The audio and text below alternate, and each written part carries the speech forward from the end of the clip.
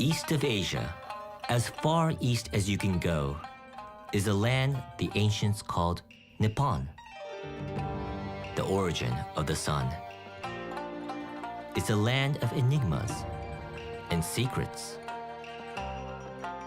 An ancient world whose progressive ideas shape all our tomorrows.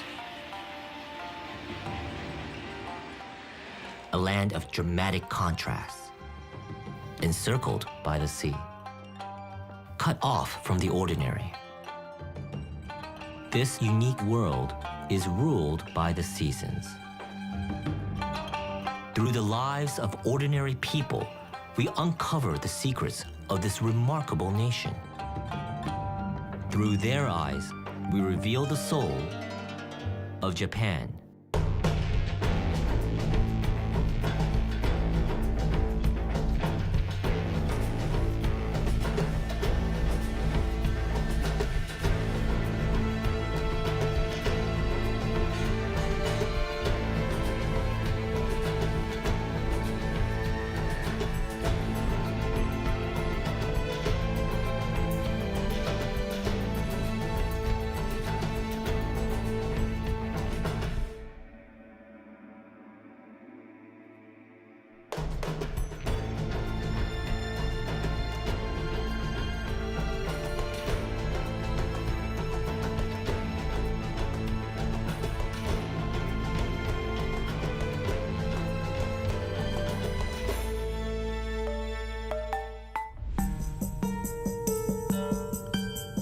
In the far, far east of Asia lies an archipelago of more than 3,000 islands, formed according to myth from the tears of a goddess.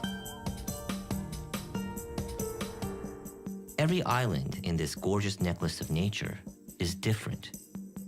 In the northernmost island of Hokkaido, the mountains must endure icy Siberian winds. 3,000 kilometers to the south are the golden sands and coral reefs of the subtropical Okinawa Islands. Almost 80% of Japan is mountainous and forested.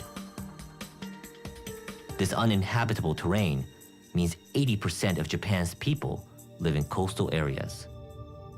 As the population has grown, so have the cities.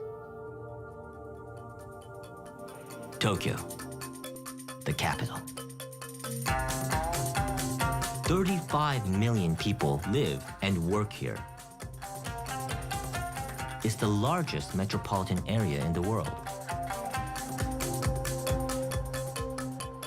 Getting this vast sea of commuters to and from work requires a vast and efficient transport network. 50,000 taxis, and an urban railway system that moves 8 million people a day.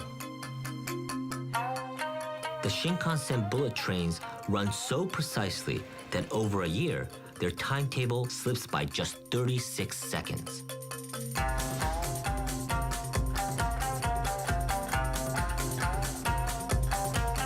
But the most surprising commuter route is by air. The domestic flight from Sapporo to Tokyo is the busiest air route in the world, carrying almost 10 million commuters a year. Organizing so many passengers requires futuristic thinking. Instead of old-fashioned tickets, why not use your mobile phone? Masters of new technology, the Japanese also share a deep connection with the natural world. But the country's beauty is deceptive. Japan runs along the Pacific Ring of Fire. This dangerous intersection of 5 tectonic plates triggers more than 1,000 earthquakes a year. There are 186 volcanoes, a third of them still active today, including the mightiest of them all, Mount Fuji. The gateway between Earth and heaven.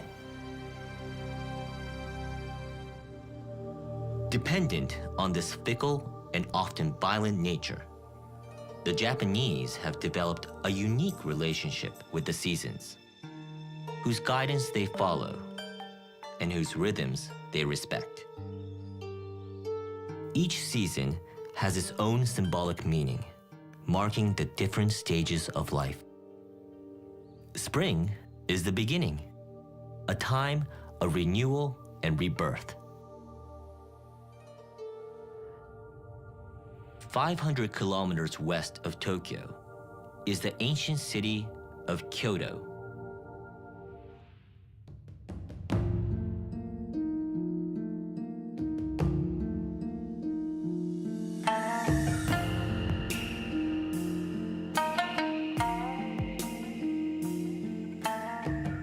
Until 1868, Kyoto was the capital of Japan and is still considered Japan's cultural heart. Kyoto is also the only place in the world where you can find the most mysterious and enigmatic of professions, the geisha.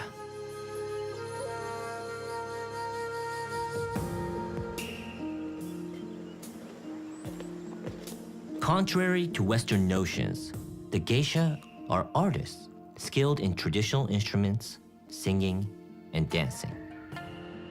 Skills that take years, even decades of unstinting dedication. The geisha's traditional arts are performed behind closed doors. Entry is strictly by personal invitation.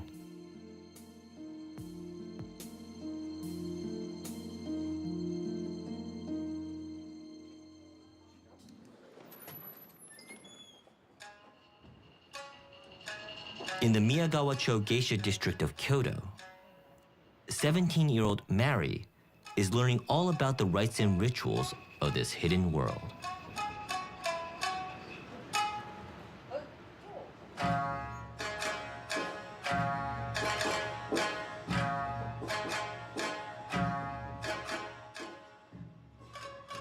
Mary was taken on 2 weeks ago by the Komaya Tea House. Her training will last 5 years. Mary has wanted to be a geisha since she was 14 years old and has been trying to become a trainee for the last 2 years.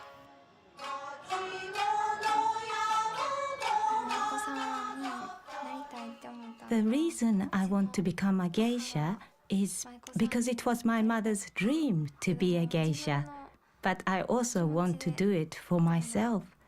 I want to entertain and give joy to lots of people.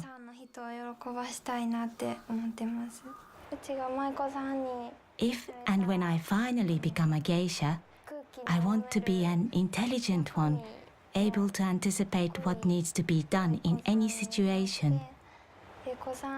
Hopefully, that would be my job for life.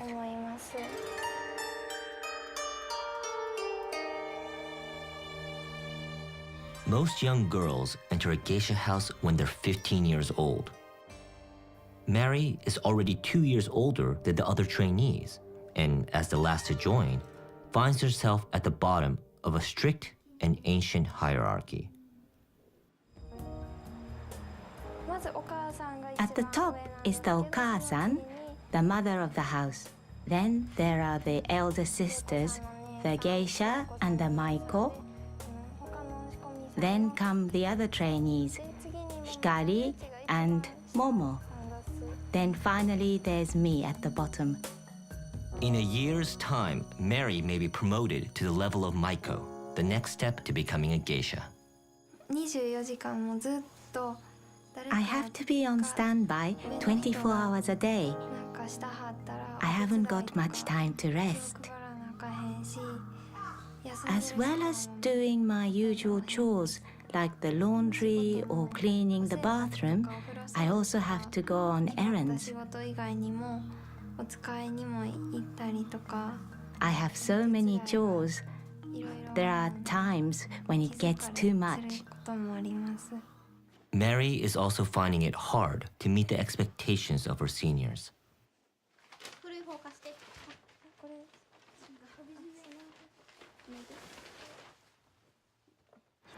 If I greet the same elder sister over and over again, they get angry with me.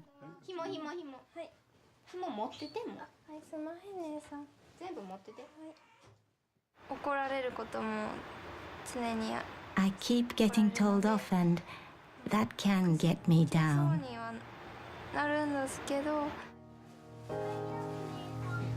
For a modern girl, such traditional training is a challenge.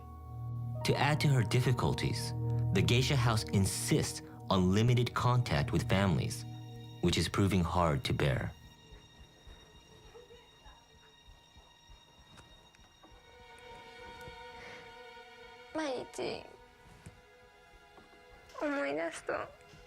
The first week, all I could think about was my family.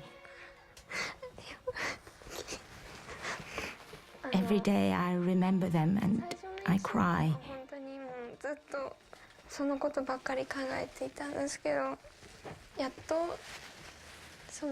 Now I don't miss them as desperately, but when I think of them, I start crying again.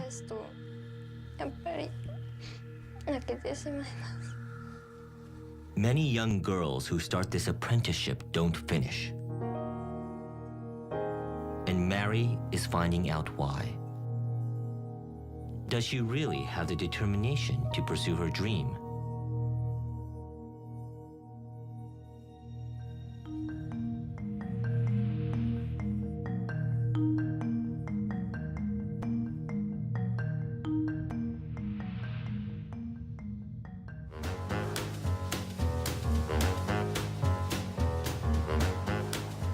In Tokyo's downtown district of Shibuya, two girls of Mary's age lead a very different lifestyle.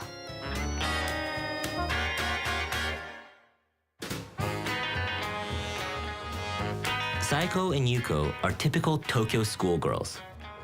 They love their mobile phones, they love fashion, and they love shopping. But most of all, they love the freedom of being schoolgirls.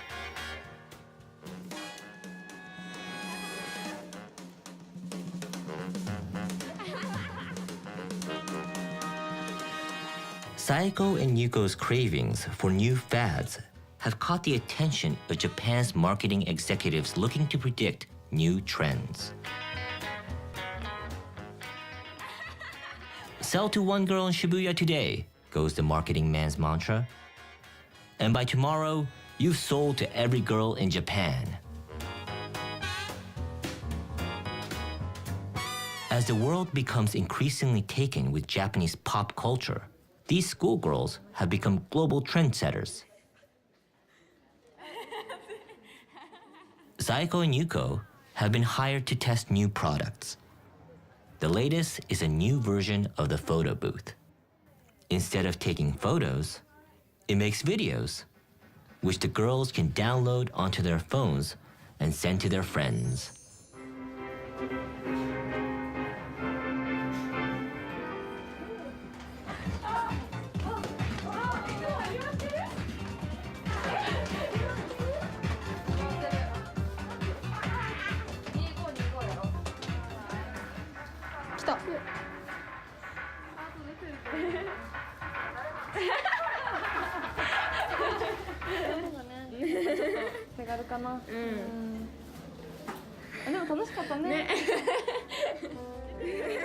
The girls seem to like the new video booth. And if Saiko and Yuko like it, chances are everyone else will too. In Japan, the views of a couple of schoolgirls can influence the rest of the world.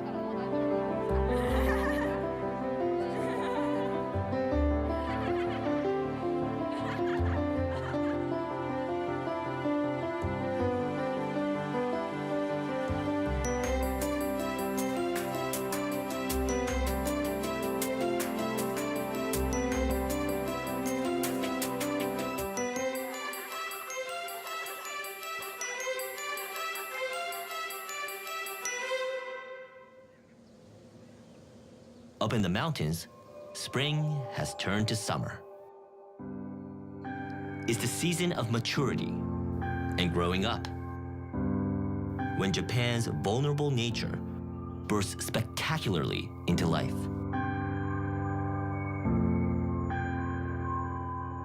Summer is also the season of festivals. To the Japanese, festivals are a link between humans and the gods. Many have their origins in the native religion, Shinto, and mark stages in the rice-growing cycle. Summer festivals were created to snap people out of a lethargy brought on by the heat of the summer, and to prepare them for the hard work of the harvest.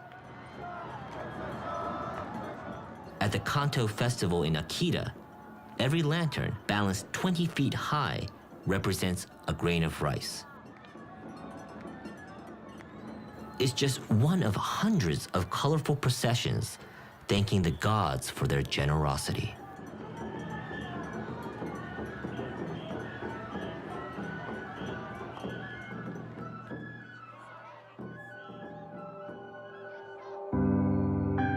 Far to the south, at the other end of Japan, stretches a chain of islands where a slower pace of life keeps people cool.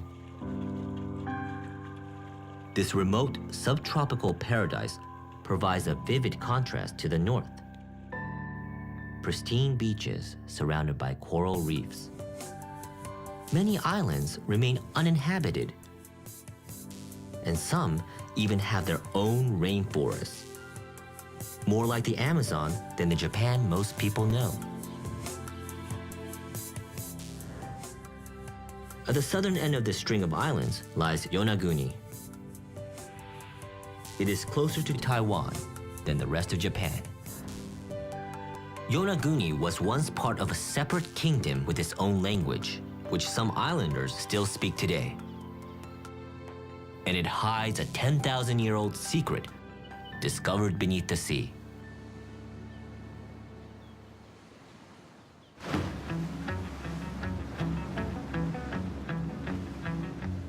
The man who discovered this mystery was dive master Kihachiro Aratake.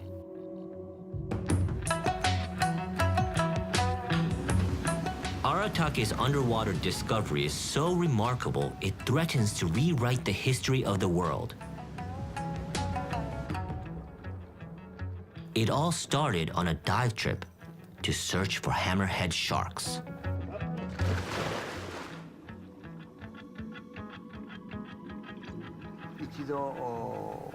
While I was looking around, I saw something on the seabed that I had never seen before in all the time I have been diving. It had a very unique topography. I was so intrigued. I had the boat anchored and dived in to take a closer look.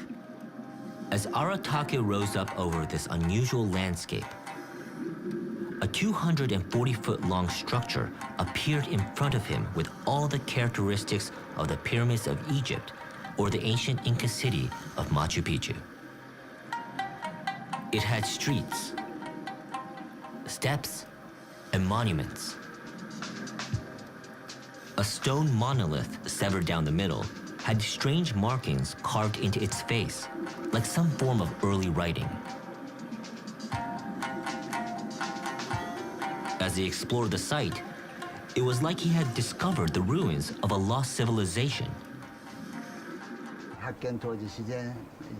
Since the discovery of the underwater ruins, there have been numerous debates amongst the experts and many books and papers written.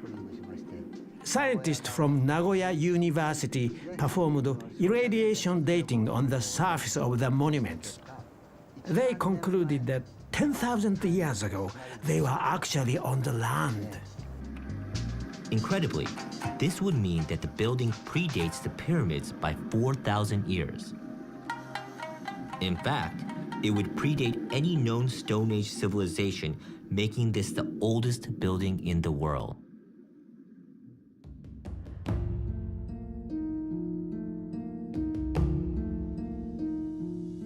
In the northernmost island of Hokkaido, Japan's oldest surviving natives, the Ainu, have a history going back 10,000 years. Ainu beliefs and traditions have influenced modern Japan, especially its religion. The Ainu believe all natural things, such as trees, animals, and even stones, are inhabited by spirits or gods. From these animistic roots came Japan's native religion, Shinto. The Japanese attitude to religion, though, can leave outsiders confused. Most Japanese incorporate aspects of both Shinto and Buddhism into their daily lives. Buddhism came to Japan in the 6th century, long after Shinto. But the Japanese have always been able to combine the new with the old. While Shinto is celebrated at colorful festivals, it is Buddhism that the Japanese turn to in times of crisis, such as illness or death. On the surface, the Japanese don't appear deeply religious, but their spiritual beliefs have a surprising influence on modern society.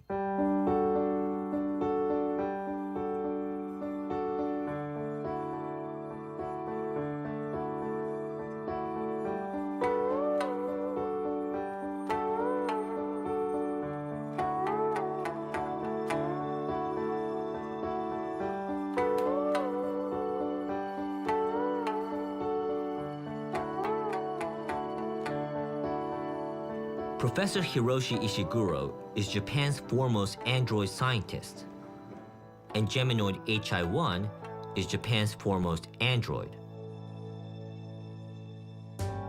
Inspired by Japan's unique spiritual beliefs, they are blurring the boundaries between humans and robots.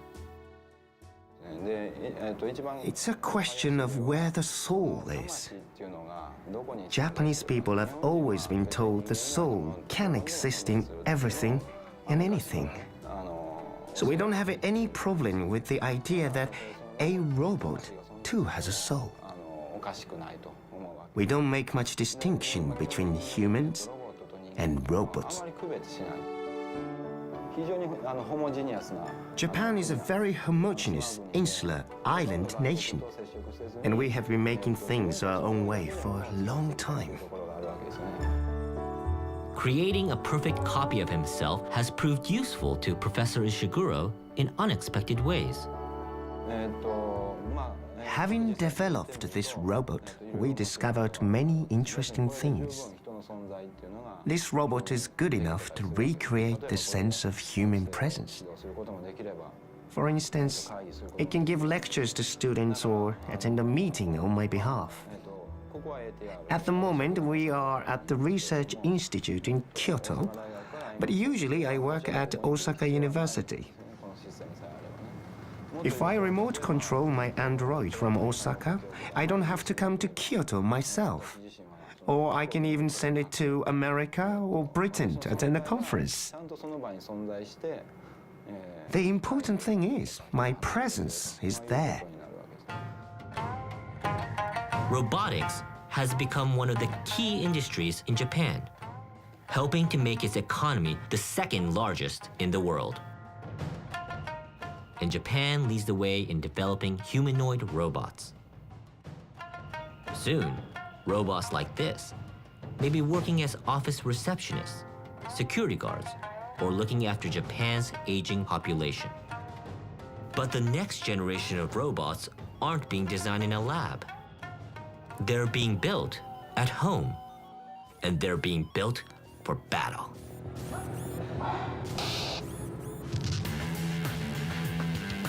This is the Robo-1 competition.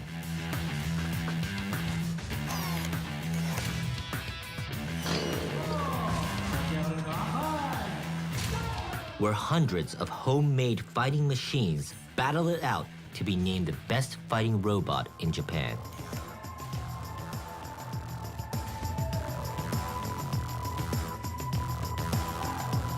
It's a male-dominated sport. But a shared passion for robot fighting has taken one family to the finals.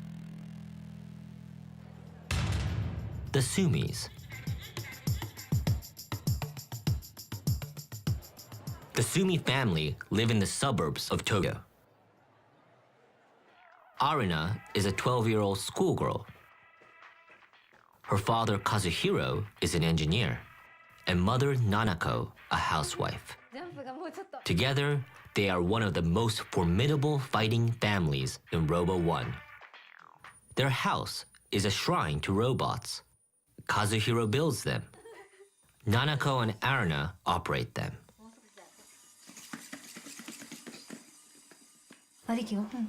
Remember when we went to the Toyota studio and fought against each other in a third and fourth place match?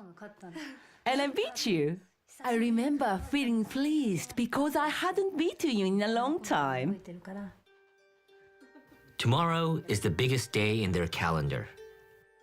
It's the All Japan Robo 1 Championships, and the Sumis are nervous.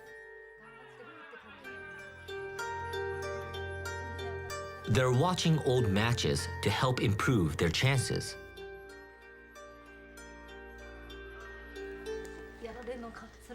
It's painful to watch you lose. It's so sad.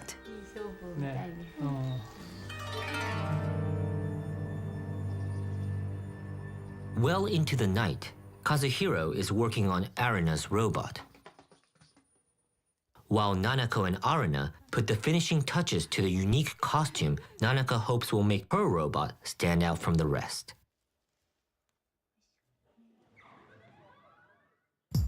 Nearly 200 contestants from all over Japan have come to compete. They range from amateur enthusiasts to electronics and auto technicians. This year, the judges want to see more than fighting. They want to know what else the robots can do. Let the games begin.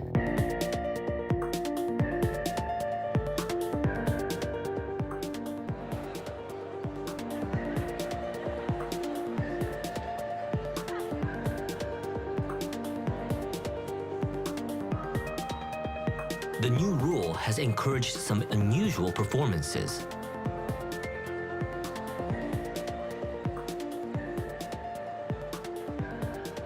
Arina's blue robot is socking it to them. And her story about it cleaning a house, then catching a thief, goes down well with the crowd.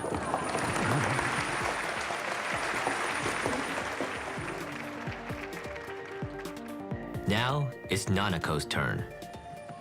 Her silver robot does well in its fights, but Nanako has saved the best till last. Her robot's special outfit will surely impress the judges.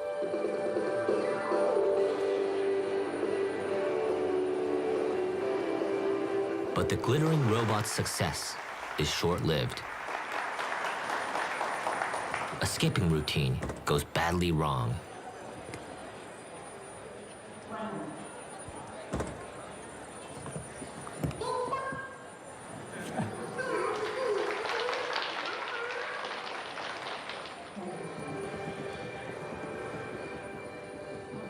Have Arina and Nanako done enough to earn a place on the podium?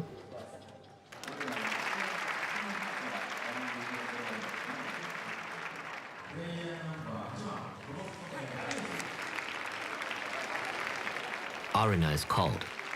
She's in the final. But what about Nanako?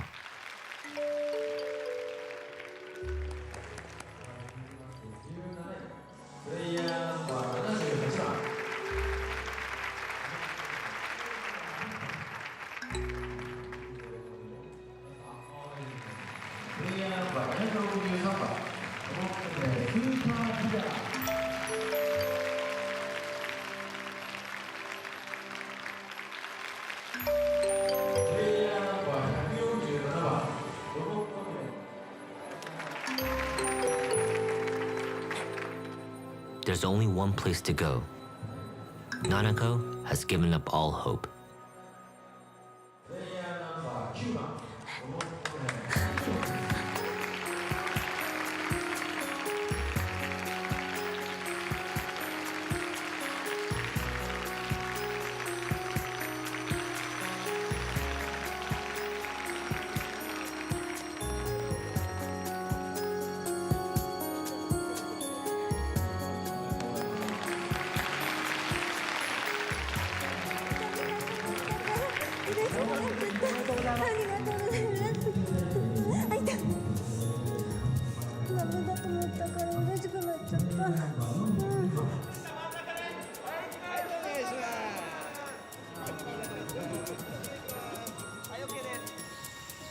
As the summer turns to autumn, Japan changes color.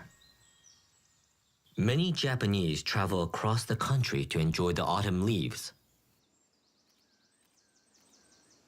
It's considered the most beautiful time of year.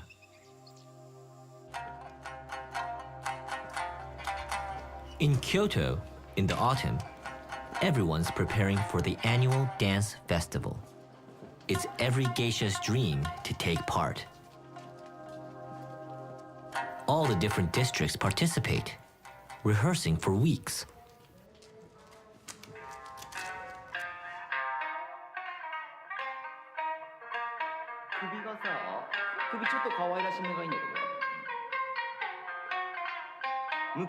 The word geisha means artist. Their history goes back to the 18th century when, in the pleasure districts of Kyoto, the original geisha were men.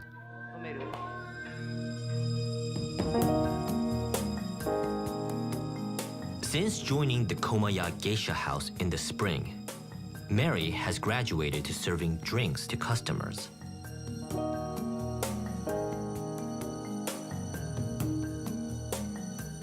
And the geisha and Maiko's skills as dancers have earned them a place in their district's dance festival.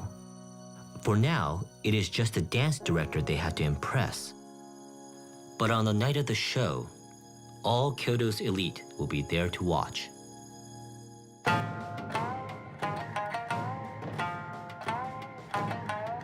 Like the secret world of the geisha, in Japan, it is often what is hidden that is considered the most beautiful.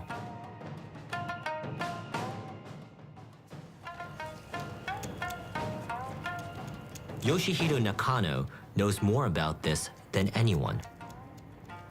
He is more famously known as Horiyoshi III, and he's one of the greatest tattoo artists in the world.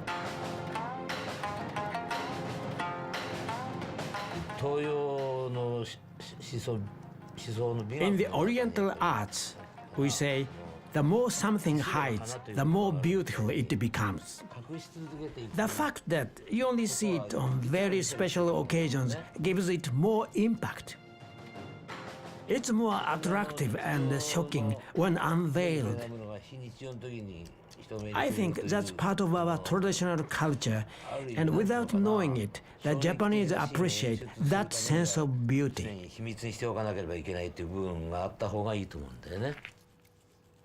Horiyoshi has tattooed rock stars and Yakuza gangsters, all with a 45-needle stick he designed himself.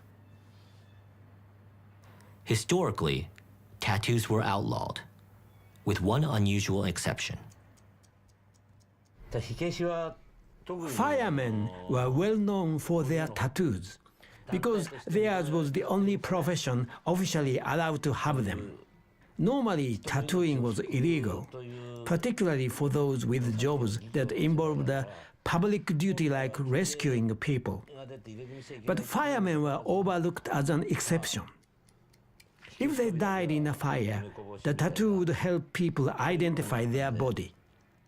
Horiyoshi has spent a lifetime studying the traditional themes and motifs and given them his own modern signature.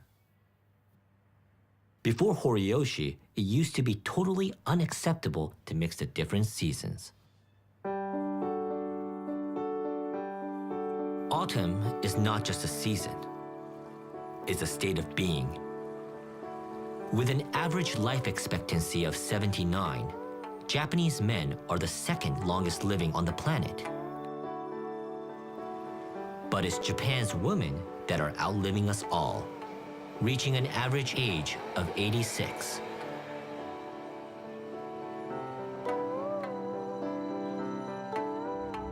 On the main island of Honshu in the small coastal town of Toba, a 2,000-year-old tradition is being kept alive by a group of women who work well into their 80s.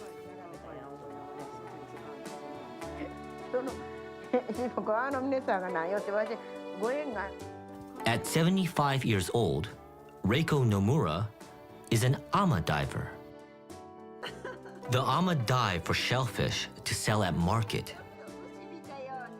Ama means sea person.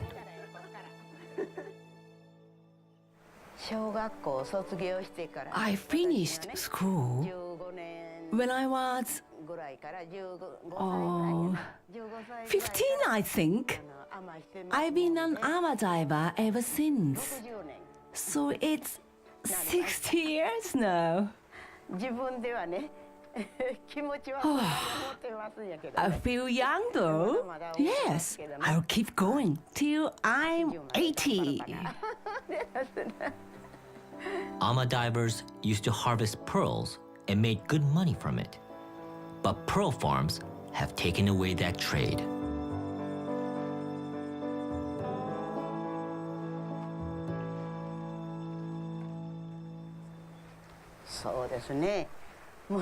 I do have concerns about the future. The girls of my granddaughter's generation are not interested in becoming ama divers. The number of ama divers will decrease. But the fact that there are no ama divers in their 20s makes me sad.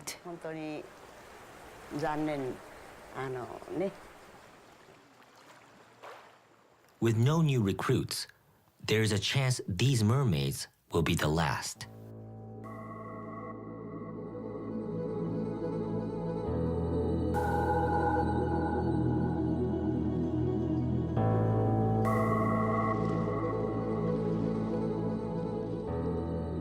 The traditional clothing of the ama women is thought to protect them from sharks, which they believe don't like the color white.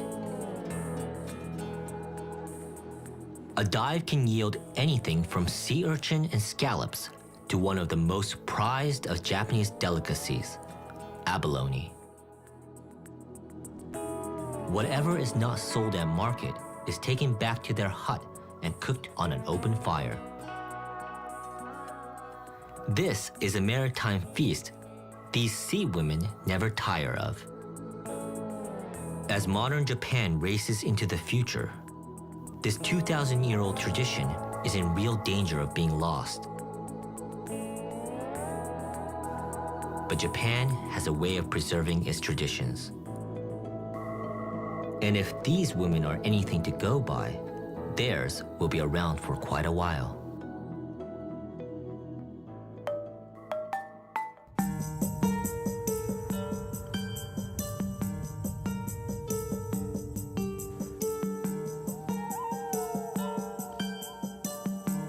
The first snow of winter falls on Japan's mountains.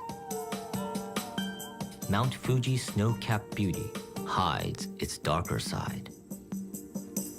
In Japan, volcanic eruptions and earthquakes are a constant danger. 10% of all the earthquakes in the world happen here. But the Japanese don't live in fear. They appreciate and respect what their islands offer. Bathing in hot springs, or boiling eggs in the sulfuric steam spilling from the side of a volcano. In the mountains, it's not just humans that celebrate the pleasures of these dangerously volcanic islands. No other monkey lives as far north as the Japanese snow monkey. They have adapted to Japan's seasonal changes. In winter, growing a thick coat for insulation against biting temperatures that reach 5 below zero.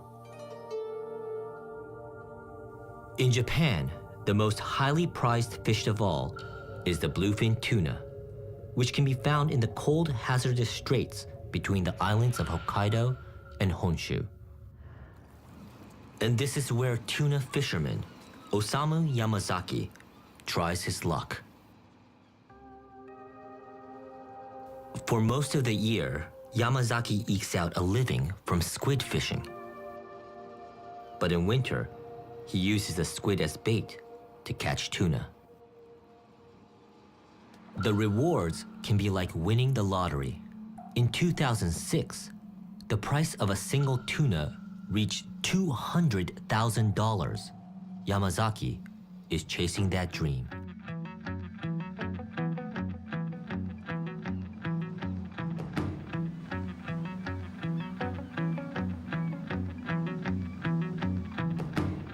This remote outpost is the northernmost tip of the main island of Honshu.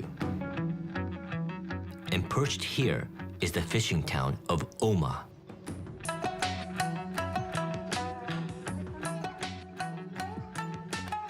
At this time of year, Yamazaki barely sees his family. He works long hours to earn a full year's income in the few short months the tuna are off Oma's shores. He prays to the gods of the sea that they may help him.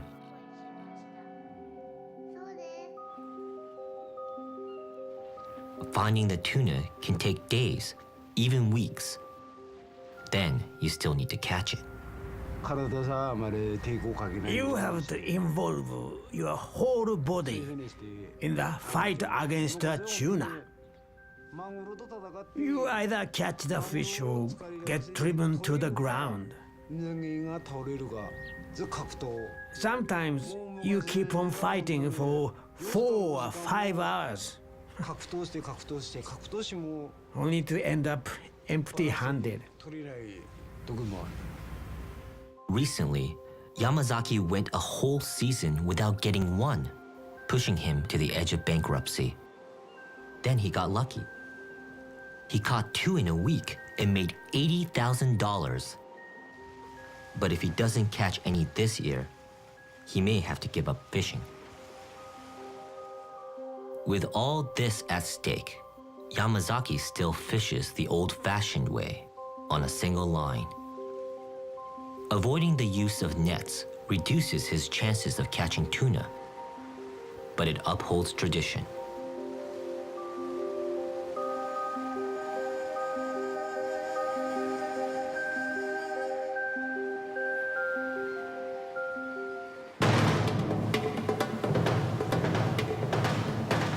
Suddenly, all the tuna boats move off together like a pack of hungry predators.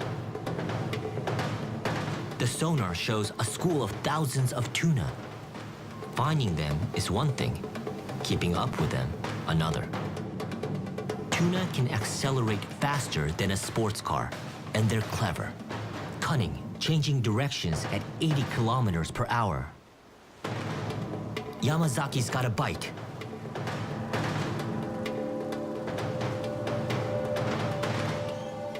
He tries to tire it out. It's a battle of wills. The tuna has energy and the run of the open sea. Yamazaki has experience and skill.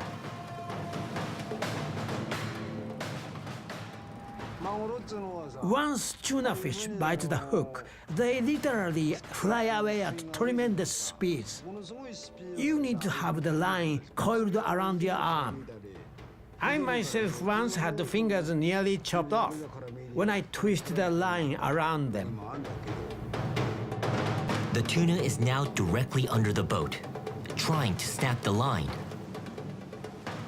But it's exhausted.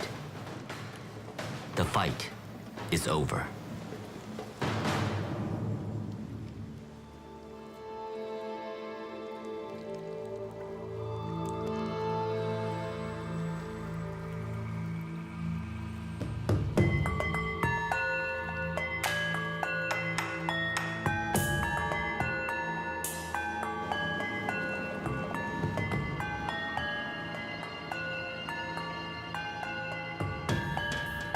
At 172 kilos, it's a good catch, but Yamazaki won't know until the next morning how much it will fetch at market.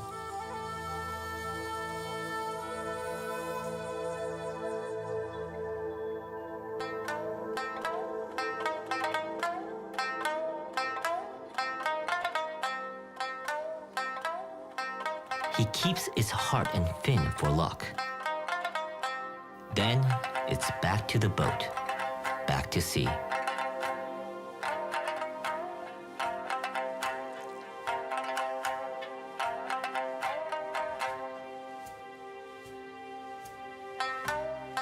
For the tuna too, the journey has only just begun. In 24 hours, it will be served up as sushi. But first, it must find a buyer in the largest fish market in the world.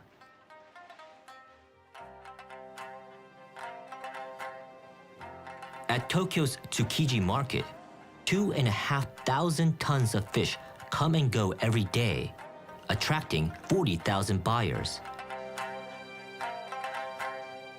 10% of all the fish caught in the world ends up in Japan. The average Japanese eats the equivalent of their own body weight in seafood a year.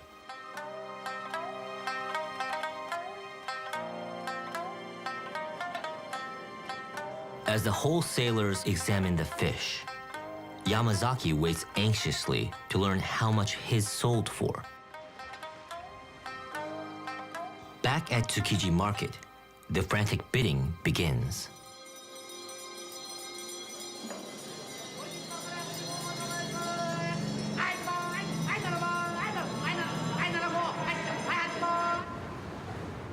Yamazaki is getting impatient.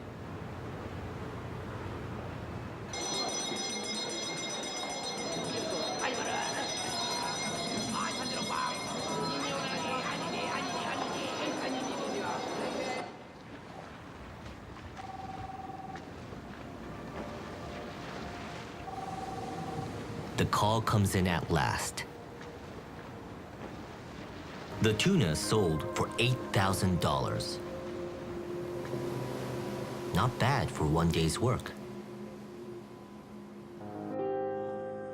In Kyoto, the day of the dance festival has arrived and everyone is anxious. At the Komaya Geisha house, trainee Mary is helping her elder sisters get ready. Mary has given up the freedoms other teenagers take for granted to follow her dream. Learning the discipline needed to be a geisha has been a challenge.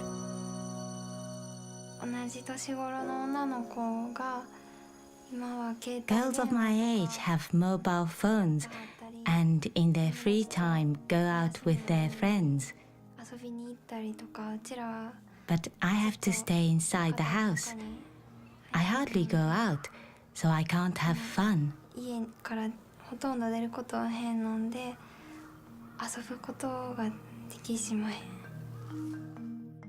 At the tea house, the geisha and Maiko are excited. They have both been chosen to perform in the annual dance.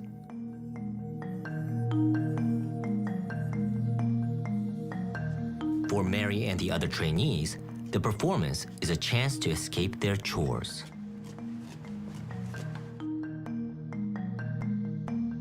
There used to be over 1,000 geisha in Kyoto.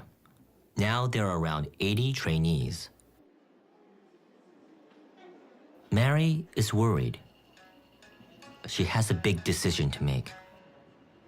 Should she give up now or continue with her dream of becoming a geisha?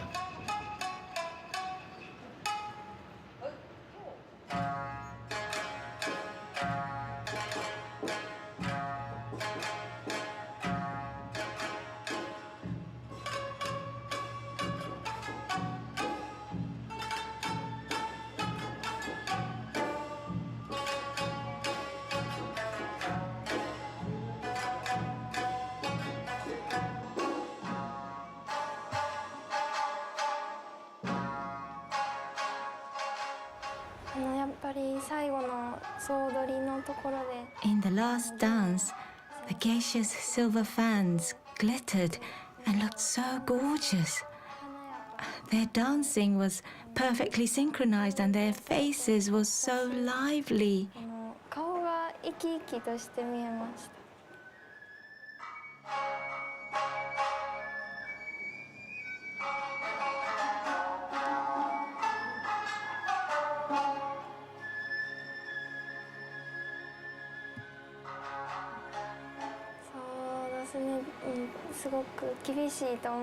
I will have to practice really hard, but it will be worth putting up with the hardship. I will keep going and hopefully be able to dance like my big sisters. I know there'll be a bumpy road ahead, but overcoming the hardships will make life more beautiful. I will be strong and go through the tough times so that I can dance on the stage and be beautiful. Seeing the skills and beauty a geisha can command has renewed Mary's commitment to these old customs and traditions. Rather than being a modern girl, I want to be an old-fashioned and gentle geisha.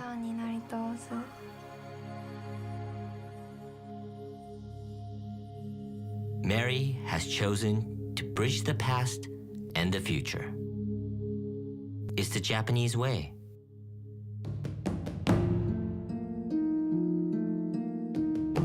In the land of the rising sun, the young can forge whatever future they desire, learning from the elderly who celebrate their past with dignity and respect. It's a land of dreams and opportunity, embracing progress while holding on to traditional values. It's a nation always open to discovery, masters of the future and guardians of the past.